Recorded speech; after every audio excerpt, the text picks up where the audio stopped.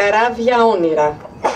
Καράβια όνειρα γεμάτα ανοίχτηκαν μες του πελάγου στα άγρια νερά. Καράβια όνειρα γοργά ξανύχτηκαν να ταξιδέψουν να βρουν τη χαρά. Καράβια όνειρα γεμάτα, πού πάτε, έξω στο πέλαγο, στο κύμα βουνό. Καράβια όνειρα στο χάος τραβάτε, γυρίστε πίσω σε αυτό τον καιρό. Καράβια όνειρα μαυροδημένα, με δίχως ξάρτια, με δίχως πανιά. Καράβια όνειρα φορτία χαμένα, μένουν δεμένα και σιωπηλά. Ιδιαιτέρως οι νέοι, γεμάτοι με όνειρα για το μέλλον, γρήγορα διαπιστώνουν πως η θάλασσα της ζωής είναι πάντα φουρτουνιασμένη, έτοιμη να καταπιεί οποιονδήποτε.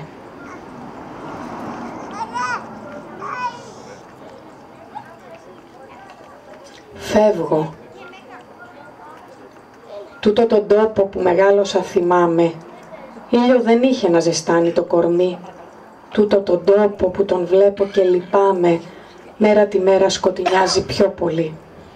Με κούρασε η μαύρη υγρασία, η μούχλα που μαστίζει τα στενά. Στον εαυτό μου θέλω να έχω εξουσία. Φεύγω από τον ήλιο, η καρδιά μου να χτυπά. Από την πόλη της ομίχλης με λιχνάρι, από την πόλη που έχει πάντα συννεφιά, θα φύγω απόψε στο βαθύ πηχτό σκοτάδι, αλλού να πάω που θα έχει ξαστεριά. Ο Πέτρος Κασιδόκοστας, άνθρωπος ξενιτεμένος, έζησε το μεγαλύτερο μέρος της ζωής του έξω από αυτόν τον τόπο που τόσο πολύ αγάπησε, και έτσι αυτό το ρήμα «φεύγω» είναι η ψυχή του απόδημου Έλληνα που παίρνει ουσία μέσα από τα λόγια της ποίησης. Το ιδιαίτερα ξεχωριστό σε αυτό εδώ το βιβλίο, όπως και στο πρώτο λογοτεχνικό πόνημα του Πέτρου Κασιδόκοστα του Ασπαλαθρού, είναι η γλώσσα του. Η μανιάτικη ντοπιολαλιά που στις μέρες μας σχεδόν ξεχασμένη βρίσκεται σε αχρηστία. Κάθε ένα από τα ποίηματα μιλά στη μανιάτικη ψυχή και αποτυπώνει ανάγλυφα μέσα από τη γνήσια έκφραση του τόπου αυτό που αποτελεί τη φυσιογνωμία της Μάνης. Η ποίηση του Πέτρου Κασιδόκοστα αποτελεί σύγχρονη μορφή λαϊκής ή δημόδους ποίησης. Θα μπορούσα να πω ότι είναι δείγμα δημοτικής ποίησης του 21ου αιώνα. Πρόκειται για αυτοσχέδια στιχουργήματα, γραμμένα σε ιδιωματική τοπική διάλεκτο, τη μανιάτικη, μέσω των οποίων εκφράζεται το λαϊκό συλλογικό αίσθημα. Ο δημιουργός τους, ο Πέτρος Κασιδόκοστας, δεν είναι βέβαια ανώνυμος, όπως συμβαίνει στη δημοτική ποίηση, και αυτό είναι αφενός πλεονέκτημα της εποχής, με τα μέσα που αυτή παρέχει, και αφετέρου πλεονέκτημα της περιοχής μας, της Μάνης, καθώς διαθέτει στο κέντρο της ιστορικής της πρωτεύουσας, στην Αρεόπολη, έναν πυρήνα πνεύματος και πολιτισμού, το βιβλιοπωλείο και τις εκδόσεις Αδούλωτη Μάνη του Γιώργου Δημακόγιαννη, του άξιου αυτού τέκνου της Μάνης. Ο Γιώργος είναι κεφάλαιο για τη Μάνη, έχει προσφέρει στον τόπο μας όσα κανείς. Σε άλλες εποχές οι λαϊκοί ποιητές θα έμεναν στην αφάνεια και στην ανωνυμία και το έργο τους ίσως θα λησμονούνταν από τις επόμενες γενιές. Αυτό όμως δεν πρόκειται να συμβεί στην περίπτωση του λαϊκού ποιητή Πέτρου Κασιδόκοστα, χάρη σε τούτη τη δεύτερη αξιέπαινη εκδοτική προσπάθεια των εκδόσεων Αδούλωτη Μάνη.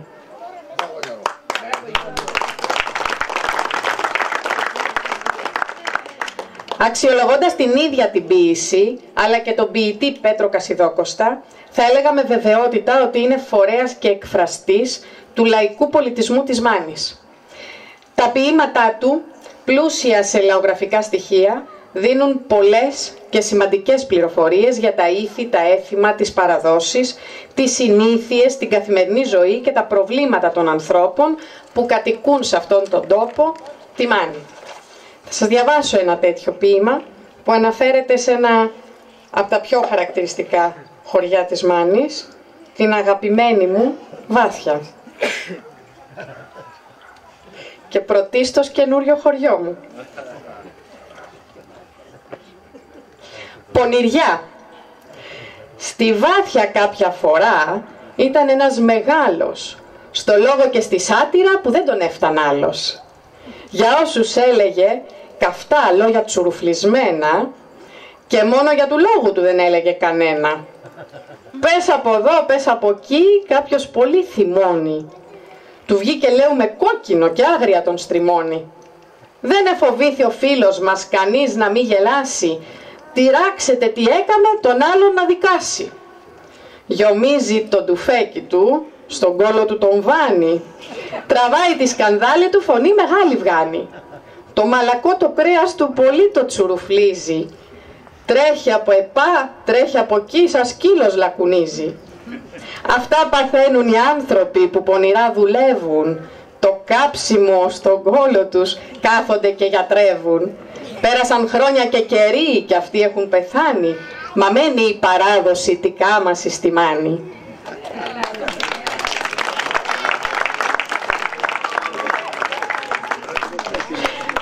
Ευχάριστο ανάγνωσμα το βιβλίο αυτό, με ποικίλο υλικό. Γράφει, όπως είπαμε, χρησιμοποιώντας το τοπικό γλωσσικό ιδίωμα, τη μανιάτικη ντοπιολαλιά. Η αρχαιοπρεπής αυτή διάλεκτος της Μάνης διατηρεί πολλά δωρικά στοιχεία. Ως προς τη δομή του λόγου ασφαλώς διατηρεί τη λακωνικότητα. Ως προς τους γραμματικούς τύπους των λέξεων, πολλές αρχαιοελληνικές καταλήξεις, αλλά και ρίζες ονομάτων. Εξειδικεύοντας, θα ήθελα να σημειώσω στοιχεία που προδίδουν τη δωρική προέλευση του ιδιώματος. Το ωμέγα προφέρεται στη Μάνη ως ου.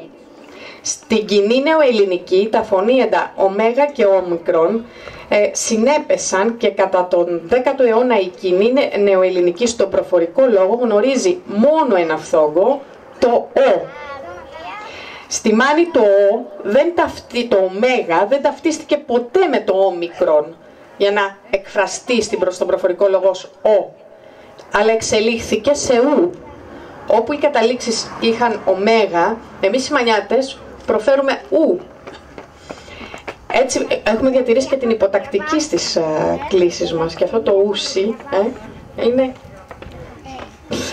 Έτσι βλέπουμε στην κατάληξη όλων των ενεργητικών ρημάτων την κατάληξη ου αντί για ωμέγα. Λέου αντί για λέγω, τρώου αντί για τρώγω, μπαίνου, το εμβαίνω, μπαίνω, θέου, το θέλω. Ομοίως στη γενική πληθυντικού οι Μανιάτες αντί ωμέγα πάλι προφέρουμε το ου. Του νοχτρούνε αντί για των εχθρών, του παιδιούνε αντί των παιδιών και ούτω καθεξής. Το ύψιλον επίσης προφέρεται στη Μάνη ως ου, η τρύπα είναι τρούπα ή το σύρο είναι σούρνο. Σε άλλες περιπτώσεις το ύψιλον επίσης προφέρεται και ως ιού, το άχιουρο, ο χιούρος ή το χιούνο.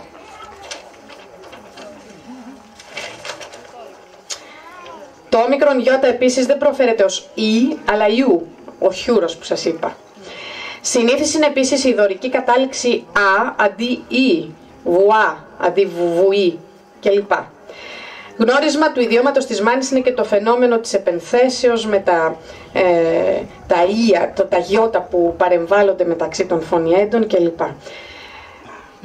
Η διάσωση της μανιάτικης διαλέκτου μέσα από τα γραπτά κείμενα αποτελεί σπουδαία συνεισφορά στη διάσωση της πολιτιστικής κληρονομιάς αυτού του τόπου. Για να το σοβαρέψουμε λίγο, το τοπικό αυτό ιδίωμα που φθήνει σταδιακά ως προς τη χρήση του στην εκφορά του λόγου από τις νεότερες γενιές και τείνει να εξαφανιστεί και λόγω της εσωτερικής μετανάστευσης προς τα αστικά κέντρα, αλλά και λόγω αυτής της τάσης μοντερνισμού που υπάρχει σήμερα.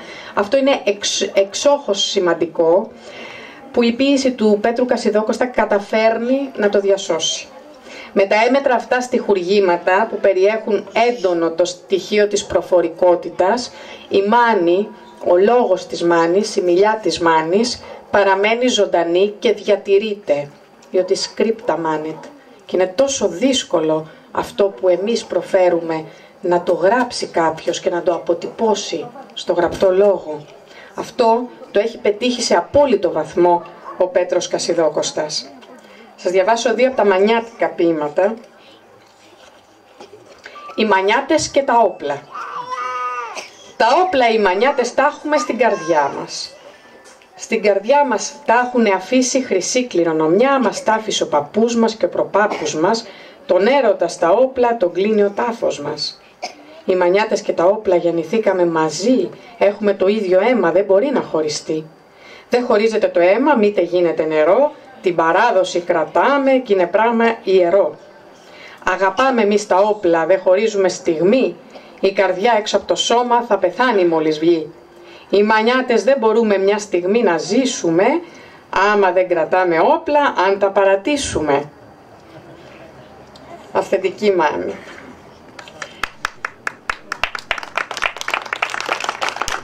Και ένα ακόμη ποίημα, έτσι, στη μανιάτικη διάλεκτο, που εκφράζει τη μανιάτικη ψυχή και θέλω να το αφιερώσω στον σύζυγό μου, ένα ποίημα που το έκανα πράξη. Θα παντρευτώ στη Μάνη. Θα παντρευτώ στη Μάνη σε πύργο αψηλό, θα πάρω ένα μανιάτι γλυκό με λαχρινό. Θα παντρευτώ, το είπα και στη μανούλα μου, χτυπάει για το μανιάτι τρελά η καρδούλα μου. Θα πάω όπου με πηγαίνει η αγάπη μου, στη Βάθια. Στην αγκαλιά του μέσα θα είναι το κρεβάτι μου.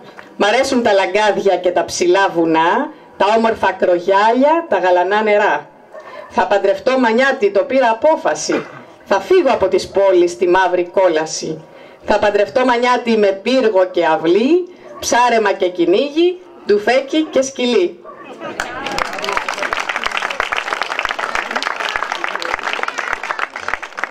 Κλείνοντας, το να μιλάς και να γράφεις στη μανιάτικη διάλεκτο, γιατί αυτό είναι το πολύ σπουδαίο που υπάρχει σε αυτά εδώ τα δύο βιβλία, είναι κάτι πολύ σημαντικό.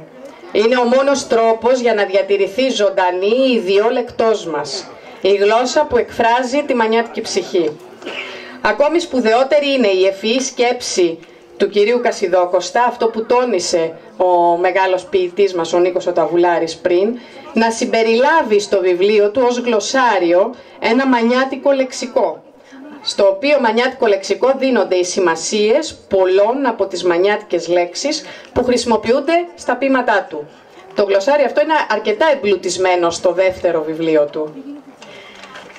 Εμείς λοιπόν ως γνήσια τέκνα αυτού του τόπου της Μάνης συντασσόμαστε όλοι σε κάθε προσπάθεια διάσωσης της ιδιοπροσωπείας του Μανιάτη και της ντοπιολαλιάς του και οφείλουμε να επενέσουμε τον κατ' ουσία μανιατόψυχο ποιητή Πέτρο Κασιδόκοστα για αυτήν την επιμονή του στη χρήση του γλωσσικού ιδιώματος της Μάνης. Μένω σε αυτό και σας ευχαριστώ πολύ για την προσοχή σας.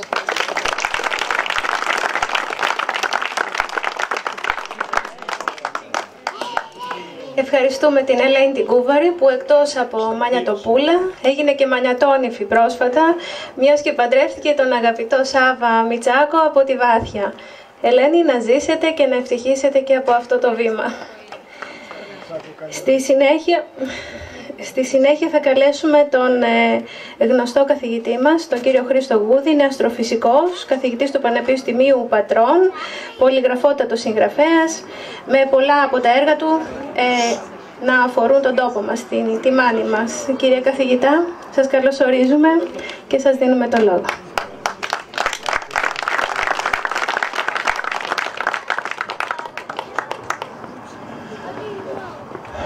Υπόθηκαν πολλά για τον Πέτρο Κασιδόκοστα. Ένα σημείο θέλω να επισημάνω ότι δεν είναι μόνο η διατήρηση αυτής της λεγόμενης μανιάτικης διαλέκτου. Δεν είναι κάτι το οποίο έχει σχέση με τη Μάνη, βασικά. Αν ήταν έτσι θα ήταν πολύ τοπικό έτσι, το γεγονός. Είναι κάτι που έχει σχέση με τη διατήρηση της ελληνικής γλώσσας. Παλιότερα ο Κουτσιλιέρης είχε αναπτύξει στην υφηγεσία του την σχέση της γλώσσας του Διονύσιου του Σολομού με τη μανιάτικη διάλεκτο, το ιδιόλεκτο, το μανιάτικο, γιατί και η μάνα του, η Νίκλη, ήταν μανιάτισσα βέβαια. Αλλά όλες αυτές οι φόρμες τις οποίες σας ανέπτυξε η κυρία Κούβαρη λίγο πριν και η διάζουσα προφορά, τα φωνήεντα τα οποία έχουν το καθένα τη δική τους προφορά, είναι η διατήρηση μιας ελληνικότητας η οποία γυρίζει πίσω 3.000 χρόνια πριν. Και σιγά σιγά βέβαια χάνεται και ο λόγος ακριβώς γιατί το έργο του του Ασπαλαθρού είναι σημαντικό, είναι γιατί διατηρείται η αυθεντική ελληνικότητα μέσα από τη μανιάτικη διάλεκτο, όπως και μέσα από την κυπριακή διάλεκτο και από διαλέκτους οι οποίες κατά κάποιο τρόπο, επειδή τα μέρη αυτά κρατούν ένα είδος σχετικής απομόνωσης, κρατούν και ένα είδος σχετικής καθαρότητας. Αν και σιγά σιγά την πατάνε και τη μάνη. Θα μας βάλουν και ανομογεννήτριες. Και το θέμα της διατήρησης της γλώσσας είναι πολύ σημαντικό για τη διατήρηση της εθνικής μας ταυτότητας, γιατί όλα τα άλλα καταραίουν. Εάν έχουμε κράτος ή δεν έχουμε κράτος, δεν σημαίνει ότι χάνουμε την ελληνικότητά μας. Η Ελλάδα έχει περάσει κατοχές και κατοχές, εμφανείς κατοχές και όχι τόσο εμφανείς κατοχές. Παρ' όλα αυτά διατήρησε αυτήν την ψυχή, την ελληνική. Και η ποίηση, ο συνοπτικός αυτός τρόπος, ο συμπυκνωμένος τρόπος να εκπέμπει κανείς μηνύματα, είναι κάτι το οποίο είναι σημαντικό σε αυτήν την πορεία.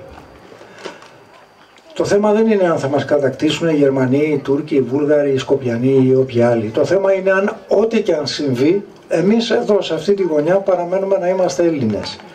Και η ποίηση και η διατήρηση του αυθεντικού λεκτικού ιδιώματος που ανάγεται στα 3.000 χρόνια πίσω είναι το ενοποιό στοιχείο. Το μόνο το οποίο έχει απομένει. Θρησκείες αλλάξαμε.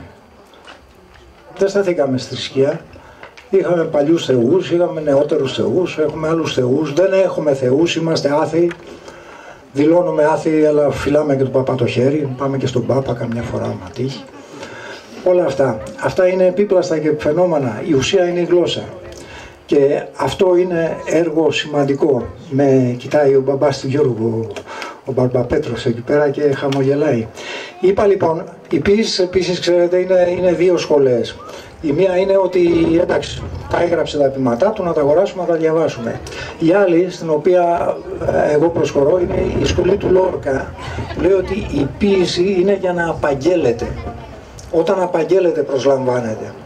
Και με ρωτούσε ο Γιώργος ο Λιμακόγιαννης, ο οποίος όντως θα θέλω να τονίσω και εγώ το σημαντικό έργο το οποίο προσφέρει εδώ στη Μάνη, γιατί είναι η ιδιωτική πρωτοβουλία που το προσφέρει. Τι προσφέρει? Προσφέρει δηλαδή εκδηλώσεις που έχουν ιστορική διάσταση, που ήταν η χθεσινή για το Μακεδονικό Αγώνα στην Αρεόπολη, πολιτισμική σαφώς διάσταση που είναι η σημερινή γύρω από την ποίηση, διάσταση η οποία έχει σχέση με την ευρύτερη πολιτισμική κουλτούρα, η οποία έχει σχέση και με τον τι τρώμε, τη μανιάτικη κουζίνα και όλα αυτά. Τα βιβλία τα οποία εκδίδει με τόσους αγώνες, δηλαδή. Είναι ένα είδος ιδιωτικής μανιάτικης πρωτοβουλίας, η οποία δεν είναι κακή, γιατί ό,τι ακουμπάει το κράτος, ξέρετε, ο Δήμος και το ένα και το άλλο, μάλλον και υποβαθμισμένα βγαίνουν. Ενώ τα ξεμόνια, ακόμα και πνευματικά, είναι πιο έντονα και πιο μανιάτικα. Με ρωτούσε λοιπόν τι θα πω τώρα για τον Κασιδόκο, θα λέω να διαβάσω μερικά ποίηματά του, έτσι λίγα, γιατί είναι...